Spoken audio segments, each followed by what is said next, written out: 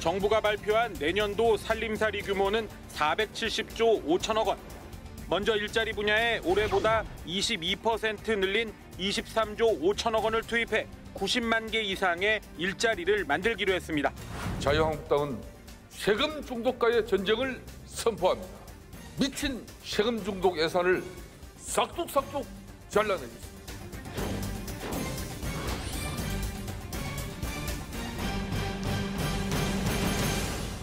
어떤 부분을 문제 삼고 있는 거예요? 자유한국당 쪽에서? 이제 이번에는 저희가 경제가 좀 어려워지고 있으니까 네. 이제 특히 일자리 문제에 있어서는 우리가 좀 사회적 약자나 좀 실패 가능성이 있는 쪽 네. 이런 쪽에다가 일자리 예산을 좀 더 강화시켜줘야 되겠다 이런 생각으로 재정의 역할을 좀 확대 재정을 좀 편성을 했어요. 그 김성태 대표 쪽에서는 네네. 그만큼 세금을 많이 거둘 거 아니냐. 네. 그럼 또 그만큼 많이 풀어서 도대체 이게 경제적으로 과연 효과를 볼 거냐 하는 그런 이제 우려를 표시한 거죠. 표현은 네. 좀 격렬해도 이제 논지는 그건데 이거는 이제 논쟁이 좀 이번 정기국회에서 가장 핫한 논쟁이 될 사안이라고 봅니다.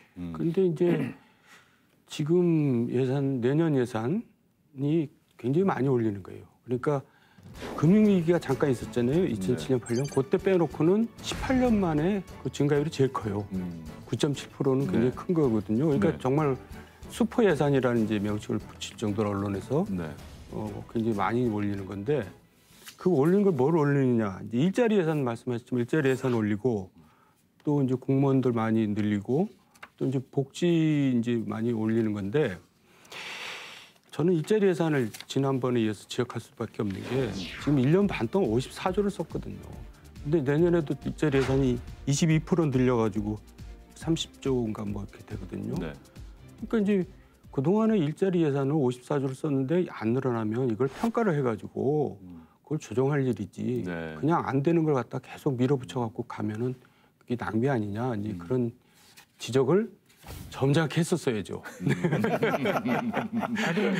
근데 그걸 갖다가 뭐 보이스피싱이니 뭐 이제 뭐 세금 미친 세금 중독 예산 네. 이렇게 하니까 그게 그런 논리가 안 들어오는 거죠. 그런데 그게 지금 양쪽 다 네. 그 사실은 형식만 얘기하고 있는 거예요. 무슨 얘기냐면 일자리 예산을 늘리는 거는 그거 자체로는 문제가 없어요. 네. 그것이 문제된다고 할 수가 없어요. 왜냐하면 그 내용이 문제거든요.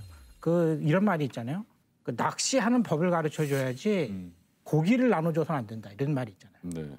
그러니까 무슨 말이냐면 일자리 예산을 증가해서 증액해서 투자하는 거 좋은데 그것이 낚시하는 법을 가르치는데 그게 투입돼야지 그걸 갖고 고기를 나눠주면 안 된다는 거예요. 저번에 어떤 그 의원이 그 얘기를 했었는데 뭐 삼성에서 얼마를 갖고 오면 몇 명한테 얼마씩 나눠줄 수 있다 이런 얘기 했었거든요. 근데 제가 그 얘기를 듣고 놀랐는데 그 얘기는 낚시하는 법을 가르치지 않고 잡은 고기를 나눠주겠다는 거예요. 그러니까 무슨 얘기냐면 지금 일자리를 늘린다고 하는데 그의 세부 항목이 문제인 거예요. 근데 실제로 제가 들여다보니까 그 예산은 주로 엄밀히 얘기하자면 사실은 복지에 관한 예산에 가까워요. 무슨 말이냐면 우리나라 헌법을 봐도 최저임금은 복지에 속해 있어요. 그러니까 무슨 말이냐면 우리나라 국민으로서 최소한의 인간적인 삶을 살기 위한 제도가 최저임금이거든요. 그중에 하나가. 네. 이건 복지에 해당되는 것이지 이것이 성장에 해당되는 게 아니거든요.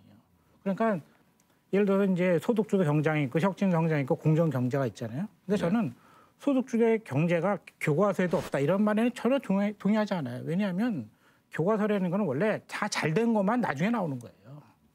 그러니까 소득주도 성장이 성공하면 나중에 교과서에 실리겠죠. 그건 아무 문제가 없어요. 그런데 문제는 뭐냐면요. 왜 거기에 방점을 찍냐는 거죠. 오히려 혁신 성장에 방점을 찍어야 되는 거 아닌가. 이것을 더 방점을 찍으면은 이쪽에 그 소득주도 성장이라는 건 사실 복지 분배에 해당되기 때문에 이쪽은 다른 문제로 갈 수가 있다는 것이죠. 이렇습니다, 교수님. 이 문제를 통칭하는 용어는 사실은 한마디로 말하면요. 내수성장론이에요. 그러니까 이런 겁니다. 지금 우리나라가 올해 지표를 봐도 수출 대기업들이 수출이 줄어들지 않아요. 주요 대기업들의 수출 상향은 총량으로 보면 수출이 줄어들고 있는 건 아니에요. 문제는 우리나라의 이 내수가 급격히 악화되면서 자영업 위기로 오고 소득 격차가 벌어지고 빈부 격차가 벌어지고 부동산이 들썩거리니까 자산 격차가 더 벌어져요. 그러니까 결국 우리 문재인 정부의 핵심 성장론의 종류가 하나는 소수도 성장론, 하나는 혁신 성장론이라는 두 축을 가지고 시작을 했는데 이 목표는 내수 산업을 살리자는 겁니다. 근본적으로. 그리고 여기에 재정 투자를 어떻게 했을 때 내수를 유지시킬 수 있느냐. 다시 말해서 국내 시장을 좀 활성화시켜서 돈을 좀 벌게 해주고 그게 돌아서 돈을 좀 돌려서 그게 조금 좀 먹고 살게 해주자. 소득 격차, 자산 격차를 줄여보자. 이게 이제 큰 틀입니다. 근데 저는 1년을 해보니까 성과가 있다면 도시근로자의 가계소득은 증가했어요. 당연히 월급 올려줬으니까 올라갔죠. 네. 근데 자영업자가 좀 어려워졌어요. 이제 고용을 하고 있는 제대로 월급 주기 어려운 영세 기업들이 위기가 왔어요. 그래서 이걸 어떻게 도울 거냐. 그래서 이제 3년 한시 왜냐면 사실 또 어떤 데서는 그래요. 아니 장사하다가 그 사람이 어려워졌는데 왜 정부가 돈을 내? 그거 반시장주의 아니야? 이렇게 말하는 분도 있어요. 그러니까 아이고 한시적으로 자리 잡을 때까지만 한 3년 도와줍시다. 이런 식으로 지금 펼치고 있는 거죠. 그런데 하다 보니 정책 수단들이 효과를 보는 것도 있고 좀 우려되는 것도 있고 부작용이 있는 것도 있습니다. 그래서 이런 것들을 이제 좀 조정을 해서 다시 좀 살려야 되는데 국회 전략 얘기하다 갑자기 소득조정단으로 다시 또 왔네요. 아니 정청래 의원 같았으면 팍팍 우겨가지고 내가 계속 그냥 뭐라 그럴 텐데 저렇게 얌전하게 얘기를 하니까 그냥 뭐라고 얘기하기가 싫네요.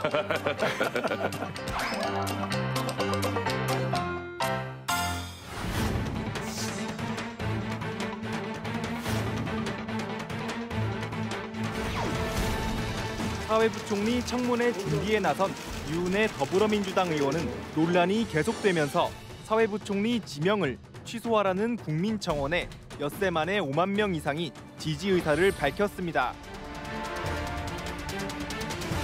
야당은 현역 의원은 무조건 청문회를 통과한다는 의원불패 신화도 깨겠다며 철저한 검증을 예고했습니다. 정기국회 시작하자마자 인사청문회 시즌이 시작돼요. 유은혜 교육부 장관 후보가. 네. 네, 유은혜 의원이 사실은 제 옆자리입니다. 본회의장에서. 아 예. 네, 그리고 상임위에서 제 옆자리라 네. 자세히 들어봤어요. 내용을 예. 그럼 다 아시겠네요. 다 알죠. 네. 그랬더니 병역은 이제 아들이 중학교 때 유도하다가 십자인대가 끊어졌는데 네. 수술을 했죠. 근데 워낙 이 사람이 운동을 좋아하니까 고등학교 때는 또 축구하다가 같은 부위가 또 파열된 거예요. 네. 그러니까 한 군데가 2번 연속.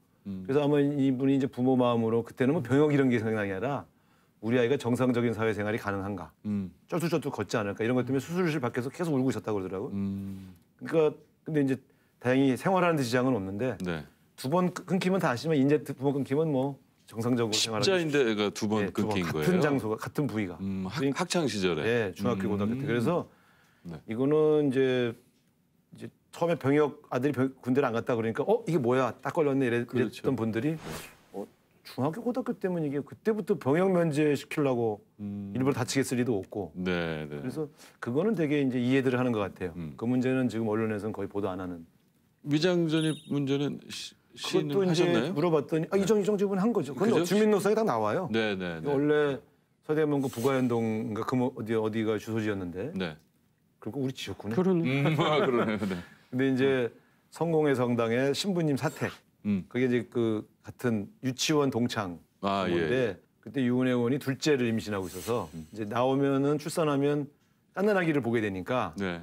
큰애가 초등학교를 입학하는데 못 돌볼 것 같으니까 걱정을 했더니 그럼 유치원 동창생들이 같은 초등학교를 가면 1학년 때 적응이 쉽지 않겠냐. 그래서 네. 이제 위장 전입을 했다. 인정하고 그건 사과를 했지요. 근데 그게 뭐 부동산 투기를 위해서라든가 네. 무슨 강남의 명문 학군을 가려고 했다든가 이런 게 아니어서 좀 이해를 바란다 이렇게 이제 읍조리고 있는 상황이죠. 네. 위장 전입은 사실 그렇게 큰 화제는 아니에요. 왜냐면 우리가 그동안 청문회를 많이 했잖아요. 네, 네, 네. 그 위장 전입으로 그만둔 사람은 없었죠. 아니 저 뭐 해명을 해보세요. 그 사무실 갑질 문제. 그게 이제 사실 그것에서 제일- 들었더니 그게 이제 산하기관이 소유한 건물이긴 한데 아무래도 이제 그게 대로변에 있으니까 선호할 수 있는 국회의원 선거 때는 원래 뭘 좀 크게 걸어야 되잖아. 근데 애초에 그게 한 2년간 공실이었대요. 그 사무실이. 네. 사무실이 안 나갔고 안 나갔대. 그러니까 그걸 이제 인터넷을 통해서 이렇게 정부 기관들은 그렇게 하나 봐요. 복덕방에다가 맡기는 게 아니라 네. 입찰을 공고를 내면 그거를 이제 찾아가 들어가는 건데 네.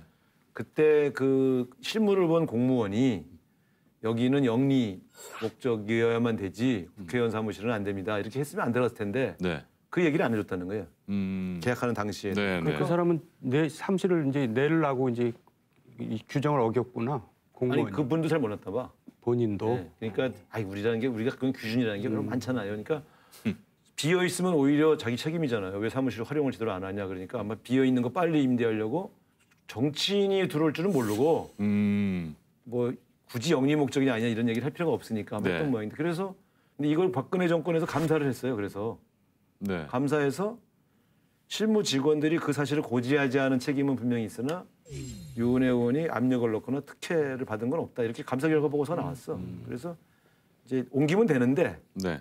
처음에 그 자료만 보신 분들은 이거 국회의원이 자기 산하기관에 압력을 넣어서 들어갔나 본데 이렇게 생각하시는 그렇죠, 그렇죠. 사실은 그렇진 않은 거죠. 그 정도면은 제가 볼 때는 뭐 큰 문제가 없는데 아니죠. 그거는 중요한 건 빠뜨리신 것 같은데요.